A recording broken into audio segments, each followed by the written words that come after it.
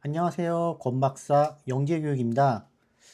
오늘 선생님이 새로운 시도를 해봤어요. 이 단원이 도형을 많이 배우는 내용이라서 여러분한테 눈으로 보여주려고 애니메이션을 한번 만들어 봤어요. 자, 그럼 우리 친구들 한번 배워볼까요? 오늘부터 우리는 다각형에 대해서 배워볼 거예요. 다각형의 성질을 잘 이해해두면 앞으로 나오는 많은 도형 개념들을 훨씬 쉽게 따라올 수 있으니까 이번 시간에는 4가지 주제를 살펴볼 건데요. 하나씩 천천히 따라와 주세요. 자, 먼저 다각형이 뭔지 한번 알아볼게요. 다각형은 쉽게 말해서 3개 이상의 선분으로 둘러싸인 평면 도형을 말해요. 여기서 중요한 포인트가 2가지가 있는데, 첫 번째, 반드시 3개 이상의 선분이 있어야 한다는 거. 두 번째는 그 선분들이 서로 연결돼서 도형을 완전히 둘러싸야 한다는 거예요. 이 두 조건을 다 만족해야 비로소 다각형이라고 부를 수 있습니다. 자, 그럼 여러 가지 다각형을 한번 볼게요. 가장 기본이 되는 건 변이 3개인 삼각형. 삼각형은 다각형 중에서 가장 작은 A이기도 하고, 사각형은 4개인 사각형이 변이 4개. 변이 5개가 되면 오각형이라고 불러요. 오각형은 삼각형이나 사각형보다는 조금 덜 익숙할 수 있는데, 자, 그러면 뭐 육각형, 마지막으로 변이 6개인 육각형이에요. 육각형은 자연에서 아주 쉽게 찾을 수 있는데, 바로 벌집이 대표적인 예시예요. 벌집 모양. 자, 이번에는 다각형을 이루는 구성 요소들을 자세히 살펴볼게요. 오각형 하나를 예를 들어볼게요. 다각형을 둘러싸고 있는 각각의 선분을 변이라고 해요. 영어로는 side라고 하죠.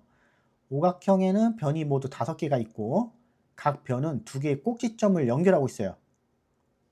변과 변이 만나는 점을 꼭지점이라고 하고 영어로는 vertex라고 해요.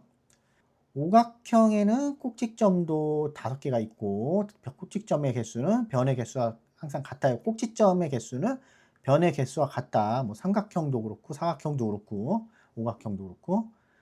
자, 이건 모든 다각형에서 똑같이 적용되는 성질입니다.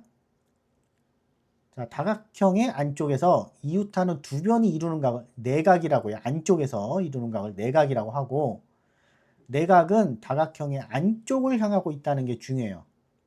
내각은 다각형의 안쪽을 향하고 있습니다. 그리고 한 변을 쭉 연장했을 때 다른 변이랑 만나서 생기는 각 중에서 바깥쪽에 있는 각을 외각이라고 합니다. 말 그대로 다각형의 바깥쪽에 생기는 각이에요. 자, 여기서 정말 중요한 관계가 하나 있어요. 바로 내각과 외각의 합은 항상 180도예요. 180도. 자, 왜 그럴까요? 내각과 외각의 외각이 합쳐지면 하나의 직선이 되죠. 그러니까 직선은 우리 옛날에 평각이라고 배웠죠. 그러니까 그 180도라고 180도예요. 이 관계는 모든 다각형의 모든 꼭지점에서 똑같이 성립됩니다. 자, 앞으로 외곽의 성질 배울 때 이 관계가 아주 중요하게 쓰니까 지금 꼭 기억해둬요. 다음 시간에 배울 거예요, 이거는. 자, 지금까지 다각형의 정의랑 기본 구성 요소에 대해서 한번 알아봤고, 다음에 좀 특별한 다각형이 정다각형에 대해서 배워볼 거예요. 이번에는 정다각형에 대해서 알아볼게요. 정다각형은 다각형 중에서도 특별한 조건을 만족해야 하는 도형이에요.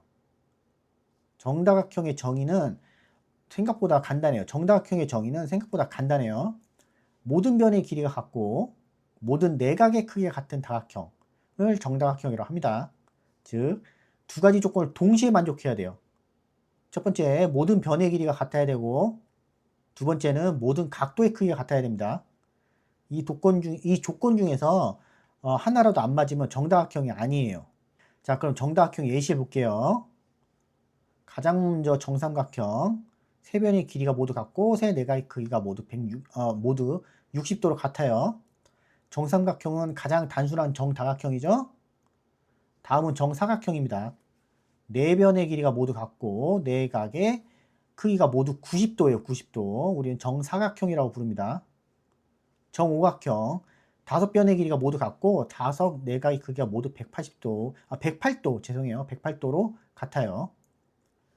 정육각형은 6변의 길이가 모두 같고 6개의 내각의 크기가 모두 120도로 같아요. 아까 말씀드렸던 벌집의 바로 그 모양이죠. 그 도형의 변에 표시된 작은 눈금들은 이 변들의 길이가 모두 같다는 걸 나타내는 기호입니다. 그런데 모든 다각형이 정다각형일 수는 없죠. 정다각형이 아닌 경우, 그러니까 발레를 한번 살펴볼게요. 먼저 왼쪽에 있는 마름모를 보세요. 마름모는 네 변의 길이가 모두 같아요. 이 조건만 보면 정사각형처럼 볼 수가 있는데, 근데 마름모의 내각이 모두 같지가 않죠. 두각은 예각이고 다른 두각은 둔각이에요. 그래서 모든 내각 크기는 같다는 조건이 만족하지 않습니다. 이거는 마름모는 정다각형이 아니에요. 반대로 오른쪽에 있는 직사각형을 볼게요. 직사각형은 네 내각의 크기가 모두 90도로 같습니다. 이 조건만 보면 정사각형처럼 볼 수 있는데, 직사각형의 네 변의 길이가 모두 같지 않아요. 가로랑 세로의 길이는 다르니까. 그래서 모든 변의 길이가 같다는 조건을 만족하지 못하기 때문에 직사각형도 정다각형이 아닙니다. 정리해 볼게요. 여기서 우리는 중요한 사실을 알 수 있어요. 정다각형이 되려면 변의 길이와 내각의 크기, 이 두 가지 조건을 모두 만족해야 해요. 하나만 한다고 정다각형이 될 수는 없죠.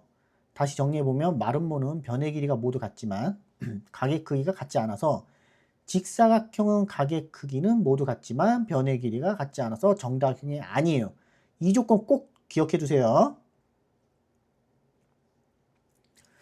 자, 대각성의 정의를 볼게요. 이번엔 다각형의 대각선에 대해서 알아볼 거예요. 대각선은 다각형에서 중요한 역할을 하는 요소입니다. 대각선의 정의는 서로 이웃하지 않는 두 꼭지점을 이은 선분이에요.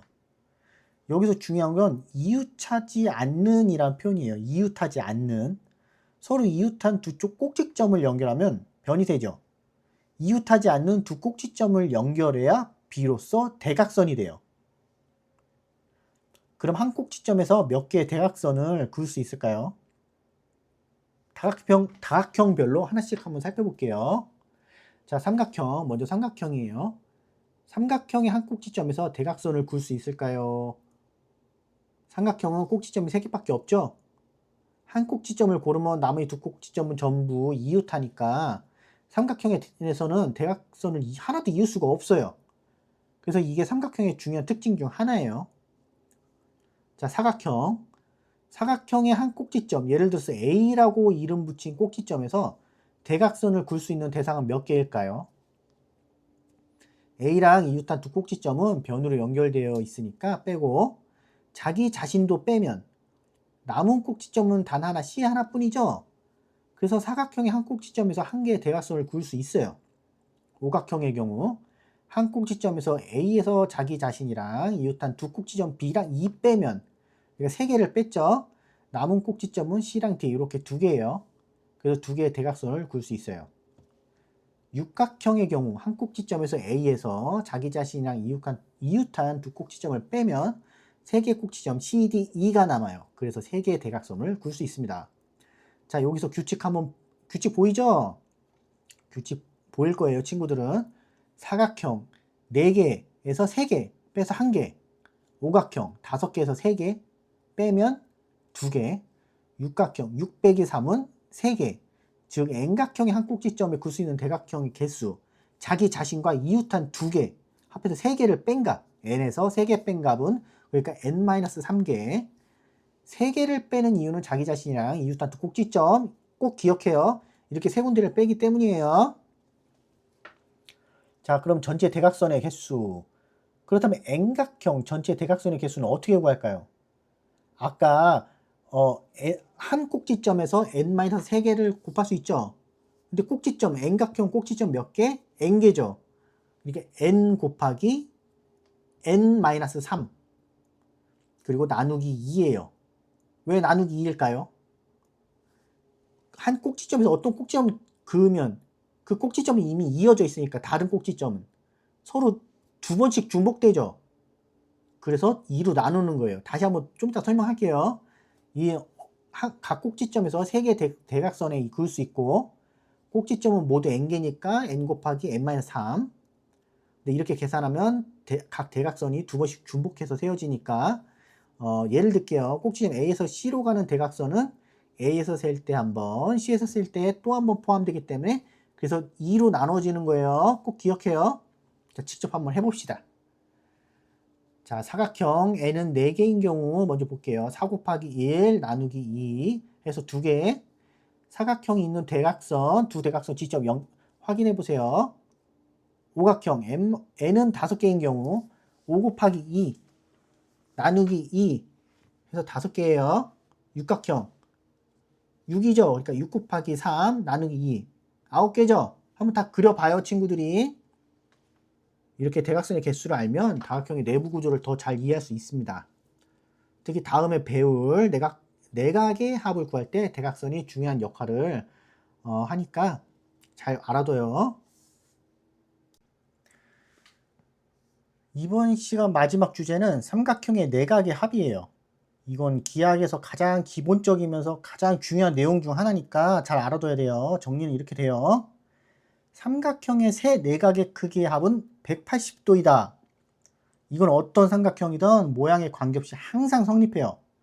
직각삼각형이든 이등변 삼각형이든 정삼각형이든 모든 삼각형이 다 똑같아요. 삼각형 하나를 그려서 확인해 볼게요. 자, 세 꼭지점에 각각 A, B, C라는 이름을 붙였어요. 이제 각 꼭지점에 내각을 표시해 볼게요. 꼭지점 A의 내각은 각 A, B의 내각은 각 B, 꼭지점 C의 내각은 각 C예요. 자, 우리가 여기 확인하고 싶은 건 바로 이 세 각의 합이 180도라는 거예요.